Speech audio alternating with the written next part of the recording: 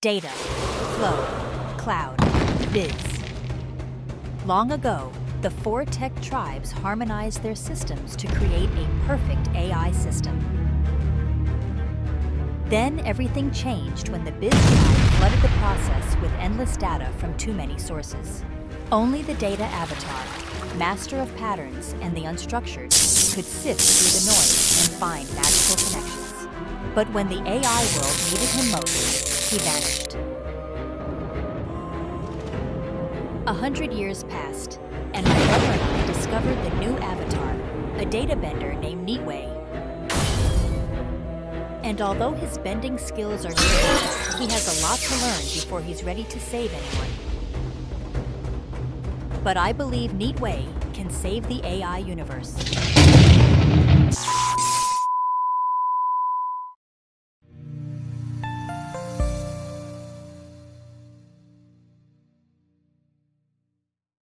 Welcome to today's tutorial. I'm Samuel, Nietzsche Theophilus, an AI engineer, and today we'll be talking about Hugging Faces. So, what is Hugging Faces? Why do you need Hugging Faces?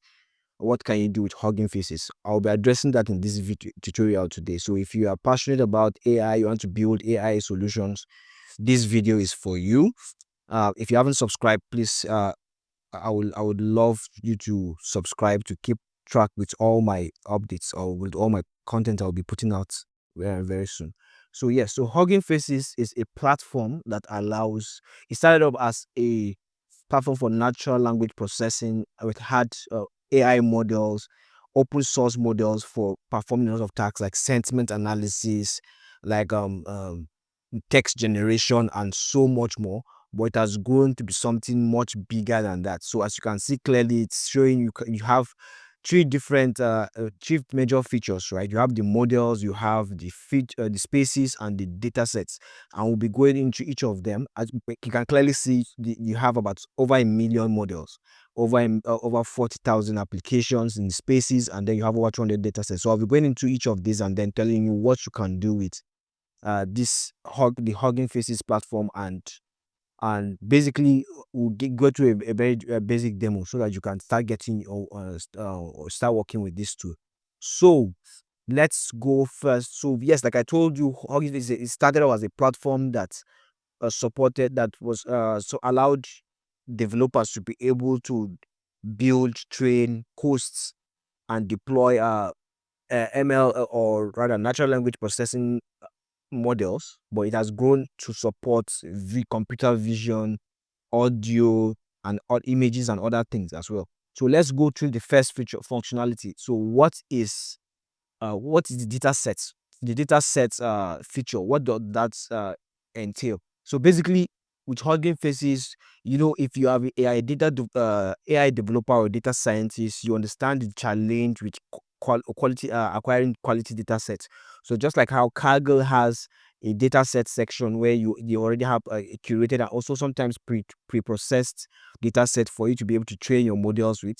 Hugging Faces also has something similar. So you can see a lot of models trained, a lot of data sets curated for different training tasks. You can see, for instance, Quran recitation, you have ChatGPT prompts, you have reasoning. So these models, if you go into these data sets, if you go there, a lot of them, they are trained for or structured for different uh tasks. You can see, you can filter by formats if you want to work with data sets in JSON formats, CSV, uh image folders like sound data, the web data sets. You can see there are a lot of different formats of data sets here. You can see, you can filter by rows, and then you can choose to filter. Like I said, now Hugging Faces has support for 3D audio images, so you can start to filter out just tabular data or text or time series or video. So this is a very rich resource. It allows you to be able to like pull data if you want to like build models or build solutions, and you are struggling to find where or you're struggling to create data for yourself. You can start with this. There are a lot of very cool data sets you can check out. So yeah, that's it about the data set. And yes, so I will go to the spaces later. So for the spaces, right? So if you look at this, so spaces is a cool feature. It allows you to be able to like use AI models or small micro apps within Hugging Faces. So I'll just take a small example, or let me just open this so you can see what I'm talking about. So for instance, this is a small app. It's like taking some time to load, but basically, let me go back to Spaces. So basically, if you look at this, these are small micro apps that have ML models or AI models sitting at the bottom of each of them, right? So they perform different tasks, and this allows you to just quickly test this solution. So you can, if you are familiar with Streamlit or Gradio, you can actually deploy your apps with the interface for people to be able to try them, or deploy your models. So whether you're trying to use existing AI models or you want to build from scratch, this is a very cool. The Spaces feature is something that you can tap into. For it, so take a look at this. This is an AI. This basically allows you to be able to perform semantic search to some extent on a lot of data sources. So this for this particular tool, I think the guy that collects they have a collection of research papers, and you are supposed to be able to search by and perform semantic search to be able to filter it. So the model powering this tool can be integrated into your semantic search engines and so much more. So let's just say if I'm trying to look for papers that are related to transformers, right? If I do that, then it should come up. It should come up. This is okay. Why is it taking so much time? This is it meant to. For some reason, it's okay. And let me try tech.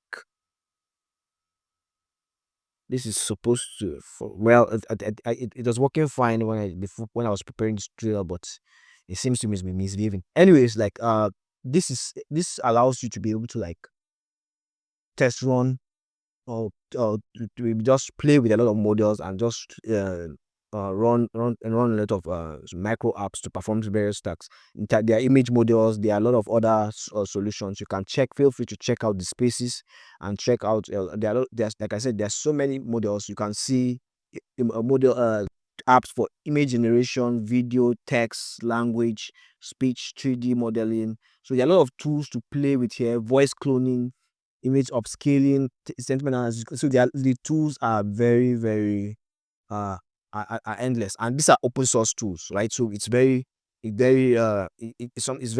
friendly, and and you don't have to pay to get started with it. So yeah, so the next is the models, which is very interesting. So like I said, Hugging Faces started as a repository, so it's most likely like a GitHub for models, right? So how on GitHub you version your code and you put it out there, you deploy your code and get integrated to CI/CD pipelines and so much more. So with Hugging Faces allowed you to be able to train models and deploy them, version them, and just have a repository for them. So that's how it started up, and then it has grown to so much more. Like I said, it started with text, but it has grown to so much something bigger. So you can see you have models for modal models, visual question answering. You can filter by this. There are a lot of models here. So you can see you have computer vision models. You can check depth emphasis. So you can build models. You can build a lot of cool AI features without having to like train models from scratch. There are a lot of open source models here that already perform various tasks. And the good thing is, if you can download these models for free and integrate into your solution. You just need to like pay for the compute space resources. And I will go into the pricing model. You can see that there's a pricing option, right? So you can choose to either deploy on your own servers or you host them on Hugging Faces infrastructure. So that's the choice is yours. And yes, so like you see, natural text classification, token classification, text table so there are a lot of models. You have all text to speech. So there are a lot of free models here, and of course there are different accuracies. You can check those trending models, and you can filter. You can sort by trending, and then see which models are performing very well and test them and integrate them to your model. You can already see some of the popular foundational models like Queens. You can see Llama and so much more. So this is a very rich source. If you're a technical person and you want to like integrate AI models into your solution, this is very good. So that's being said, before we go into the experiment of how to just get started with this model, let's go to the pricing. So I would like to just take you through the pricing to see. So like I said, when you look at the pricing, you see the free that you have the free models. This is completely free. It's available for beginners. You can download this open source models at no cost, and you can use the version control and most of this the services. So but when you go for the paid plan, you get because some models, of course, since you are dealing with computer vision, and some of these models require heavy computes, GPUs.